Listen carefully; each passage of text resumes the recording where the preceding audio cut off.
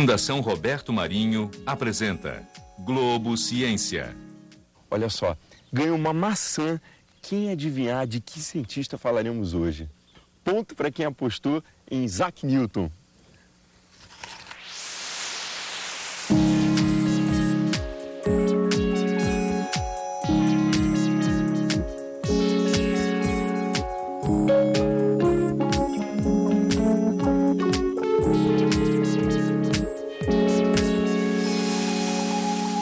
Em 1666, o inglês Isaac Newton tinha apenas 23 anos quando a peste começou a se espalhar pela Europa.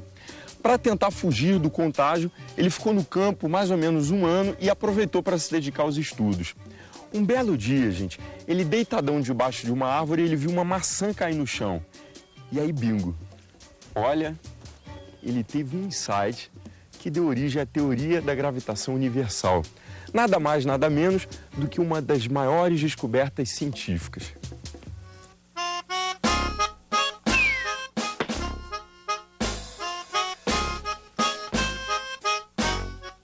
É que a cabeça de gênio de Newton conseguiu compreender no ato que a mesma força que fazia a maçã cair no chão também era responsável por manter a Lua em órbita em torno da Terra, por exemplo. Quer saber como? É isso que a gente vai ver. Por que as coisas caem? O que mantém a Lua orbitando em torno da Terra? O que faz com que ela influencie o movimento das marés? O que mantém os planetas girando em torno do Sol, hein? Desde a antiguidade, muitos pensadores gregos se faziam tais perguntas. Aristóteles, por exemplo, acreditava que para manter um corpo em movimento era necessário mantê-lo sob a ação de uma força constante, empurrando ou puxando esse corpo. Mas o fato é que uma pedra pode ser arremessada à distância sem que seja preciso manter a ação de uma força sobre ela, certo? Mas Aristóteles contornava o problema dizendo que a pedra se movimenta porque é empurrada pelo ar que se afasta à medida que avança.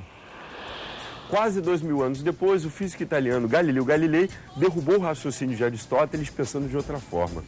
Imaginem alguém empurrando um carrinho de supermercado. Se a pessoa parar de empurrar o carrinho, observaram? Ele vai continuar se movendo durante um certo tempo. E a distância percorrida é maior, quanto mais lisa for a superfície e quanto mais lubrificadas estiverem as rodinhas. Galileu então supôs que, se fosse eliminado todo o atrito entre o carrinho e a superfície, uma vez dado o impulso inicial, o carrinho deveria continuar seu movimento indefinidamente. Mais 40 anos se passaram e o nosso camarada Isaac Newton formulou esse conceito de Galileu de forma mais precisa. Assim nasceu o que ficou conhecido como primeira lei de Newton. Qualquer corpo permanece em repouso ou em movimento retilíneo uniforme, a não ser que sofra uma ação externa. Alguém aí lembrou de inércia? Tá certo. Primeiro princípio da mecânica de Newton, lei da inércia, princípio da inércia. Essas são outras formas de se referir ao que eu chamei de primeira lei de Newton. Para mostrar a veracidade dessa primeira lei de Newton, eu vou dar um exemplo bem prático para vocês. A gangorra. Para isso eu convidei a pequena Marcela, que aceitou o desafio. Ela vai participar da brincadeira, né, Marcela? Você gosta de gangorra? Vamos brincar? Então vamos lá. Segura firme, tá, Marcela?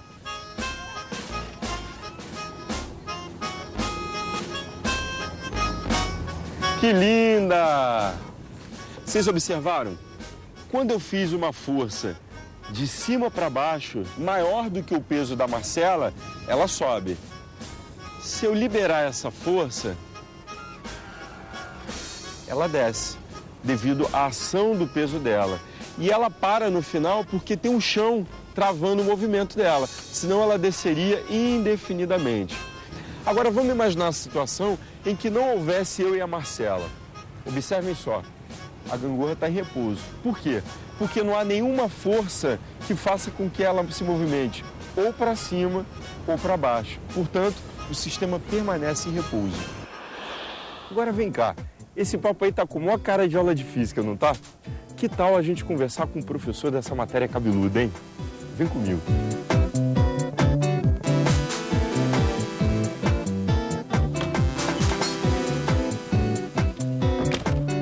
A gente vai começar com o professor de física Carmo Heinemann, aqui da Universidade Vale dos Sinos, a Unicinos, na Grande Porto Alegre. Vem cá. Olá, professor Carlos. Eu queria que o senhor mostrasse para a gente exercícios práticos que demonstrassem a primeira lei de Newton, o princípio da inércia. Bom, o princípio da inércia, ele diz que se um corpo está em repouso, a tendência é permanecer em repouso. E se ele estiver em movimento, a tendência natural dele é permanecer em movimento retilíneo e uniforme. Podemos citar o elevador. Depois que o elevador arrancou, então nele atuam duas forças. A força peso, que é a força atrativa da Terra, e a força de tração no cabo.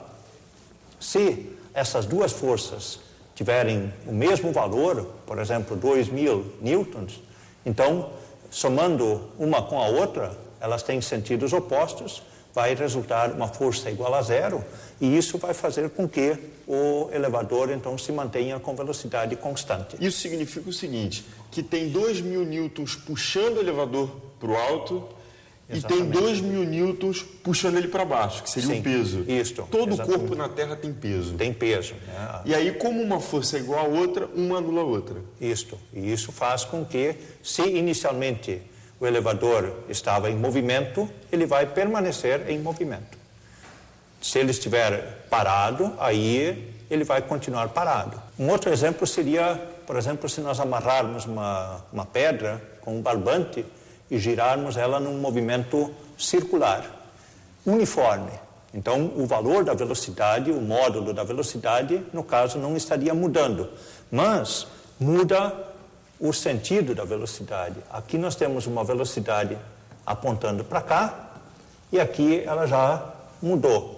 E assim, constantemente, ela está alterando a sua orientação.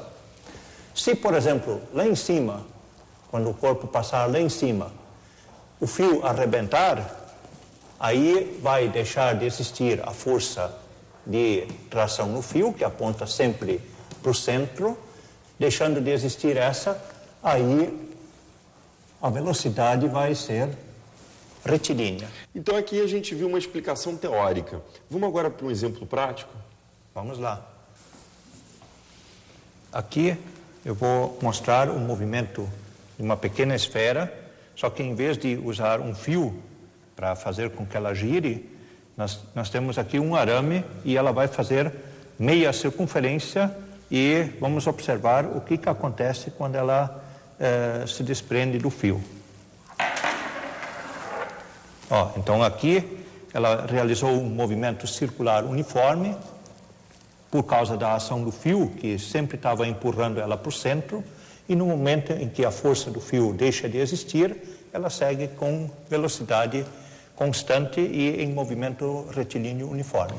Então, a curva que é responsável pela mudança contínua na direção do movimento da bola. É, exatamente, o fio. A partir do momento que esse fio deixa de existir, ela passa a deixar de ter um movimento circular uniforme para assumir uma reta. Ela sai tangencialmente à circunferência que ela estava inicialmente descrevendo. Aquelas garrafas ali, eu estou super curioso. Tem alguma experiência que o senhor propõe com elas? Sim, com essas garrafas é possível mostrar uma condição da primeira lei de Newton, que diz que se um corpo está em repouso, a tendência natural dele é permanecer em repouso.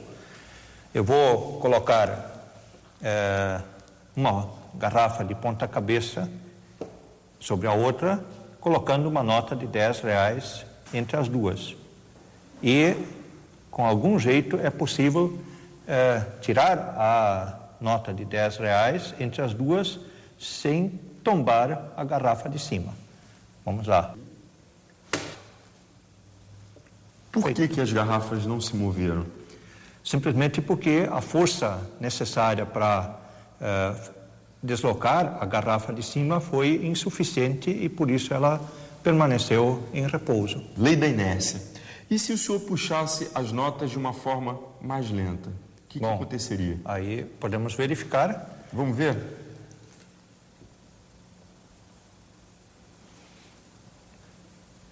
Aí a força vai ser suficiente para alterar o movimento da garrafa. Então, se um corpo não tem uma força atuando sobre ele, ou ele está em repouso, ou ele está em movimento retilíneo uniforme. Ou seja, se não tem força atuando sobre o corpo, ele não tem aceleração, logo não tem variação de velocidade. É exatamente isso, Alexandre. Depois da primeira lei de Newton vem a segunda, pessoal. Newton não parou por aí. Galileu já havia tentado estudar como o movimento de um corpo varia quando ele está sob a ação de uma força. Mas Newton quem foi adiante e percebeu que a massa era um dado importante para esse problema. Daí surgiram outros dois princípios, mas vamos por partes. A aceleração provocada por uma força que atua sobre um corpo tem a direção e o sentido desta força e é diretamente proporcional ao valor dessa força e inversamente proporcional à massa do corpo. Understand? Falei assim para homenagear o nosso personagem, esse lord inglês inteligentíssimo. Então, entendeu? É assim, ó. Quando eu dou um chute numa bola parada, ela vai se deslocar com maior ou menor velocidade dependendo da força do meu chute. E, é claro, na direção do meu pé. Yes! Quanto mais forte o chute, mais a bola vai longe. Mas se a massa dos corpos for diferente e eles forem submetidos a uma força igual, a intensidade do movimento também vai ser diferente. Voltando ao nosso Newton, baseado em suas observações e experiências, ele chegou a uma nova relação entre força e movimento expressa na famosa fórmula F igual a ma, ou seja, força igual a massa vezes a aceleração.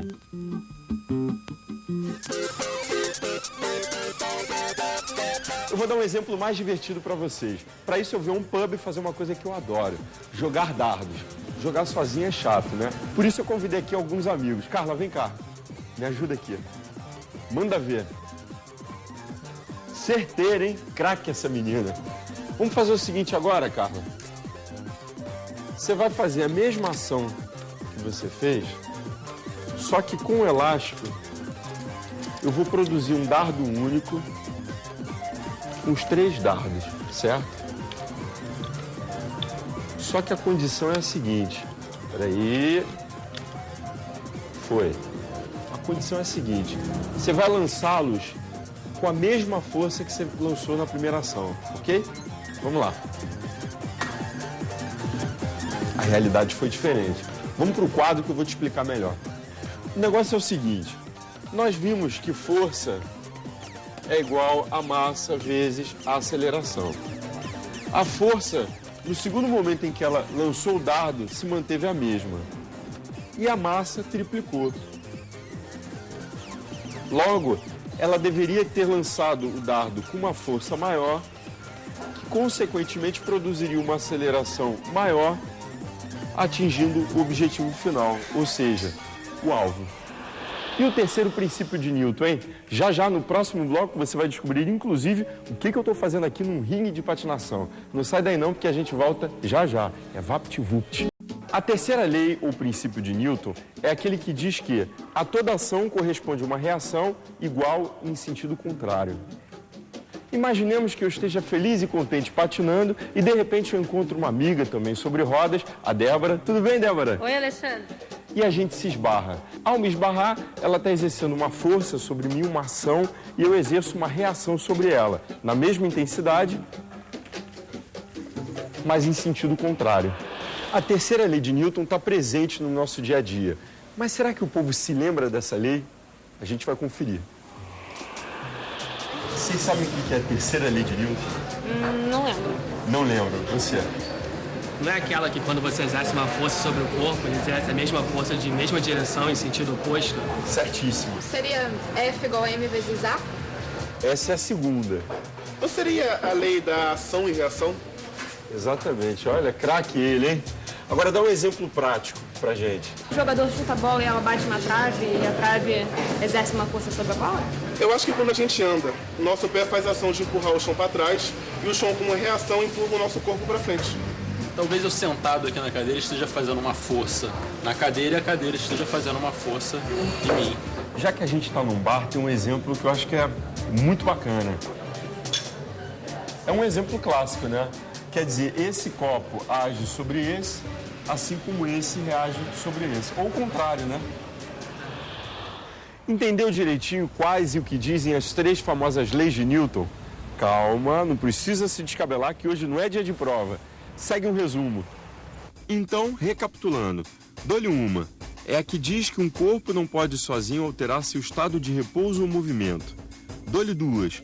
Se uma força atua sobre um corpo, ele se move na mesma direção e sentido da força, proporcional à intensidade dessa força e inversamente proporcional à sua massa. Dou-lhe 3. Toda ação resulta numa reação. Essas 3 leis do movimento foram apresentadas por Newton em 1687, em seu famoso livro Princípios.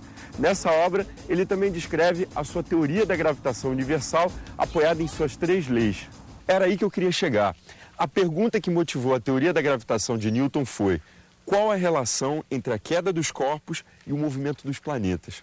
Para resolver a questão, Newton fez uma analogia entre o movimento da Lua ao redor da Terra e o movimento de um projétil lançado horizontalmente na superfície do planeta.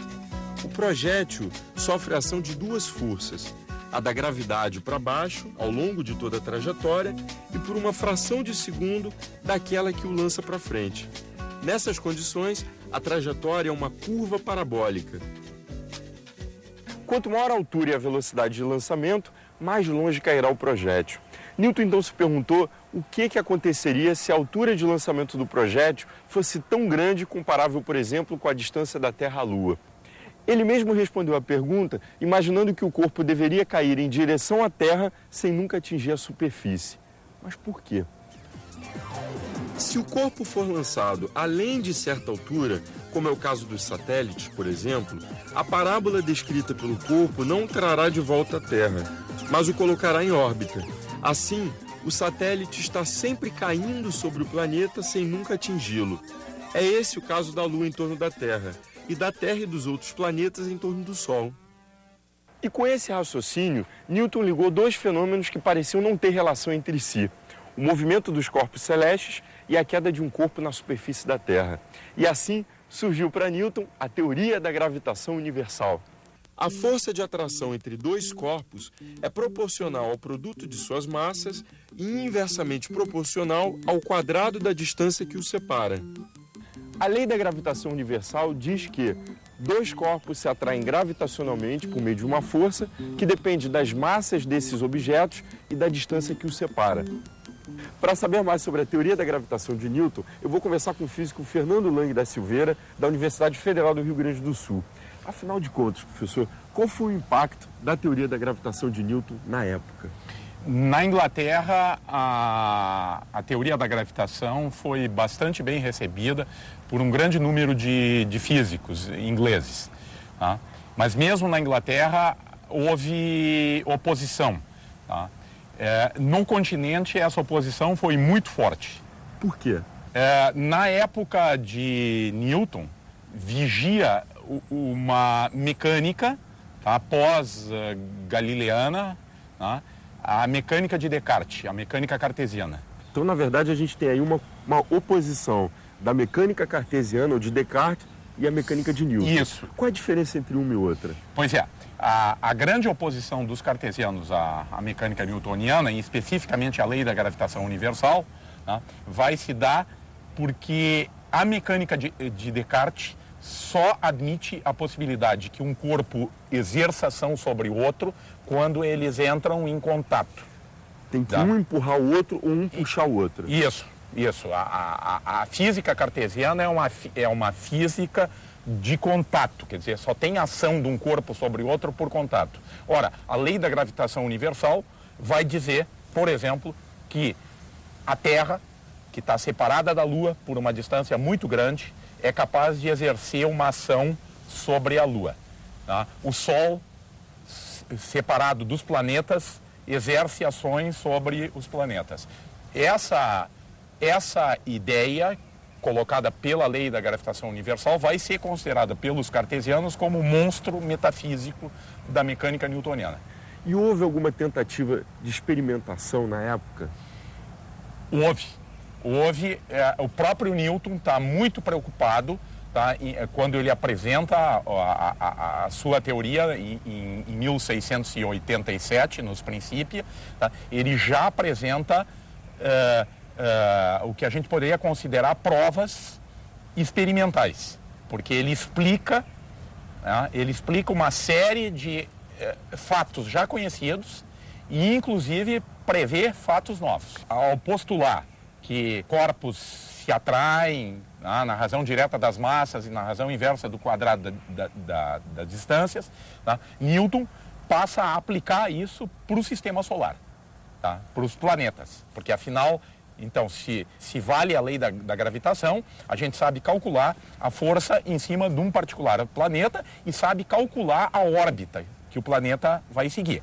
E aí decorre da lei da gravitação tudo o que o Kepler tinha afirmado, né? Digamos que os resultados de Kepler poderiam ser tomados como resultados experimentais, tá? Porque ele observou, em particular, ele tinha dados sobre o planeta Marte, né? Então, agora o Newton explica por que aquele comportamento que Marte, que a Terra, que Vênus, enfim, que qualquer planeta do sistema solar segue, né? Esse comportamento é o comportamento dado pelas leis de Kepler. A lei da gravitação consegue explicar isso.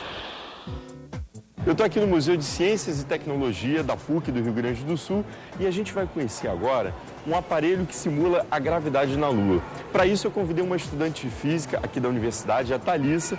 Ela vai nos explicar como é que é o funcionamento desse aparelho. Vamos literalmente entrar no mundo da Lua, não é? Isso aí. Como é que é? As pessoas procuram muito o equipamento de aceleração gravitacional lunar justamente para conhecer muito dessas coisas que a gente ouve falar, principalmente na mídia, né? Que na Lua o ambiente é diferente.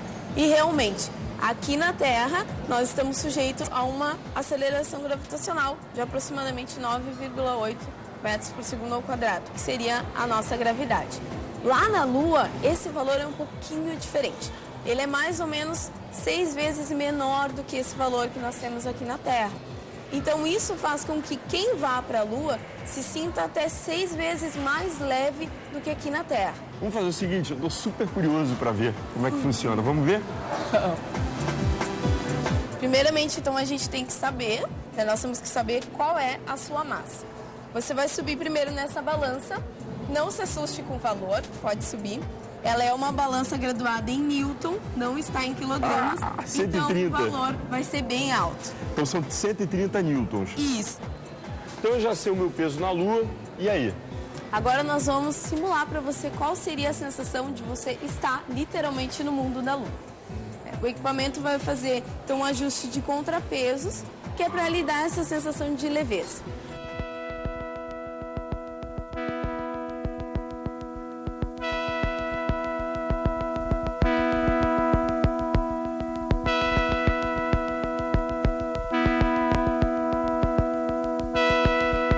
Olha que bonito, a gravitação mantém o universo unido.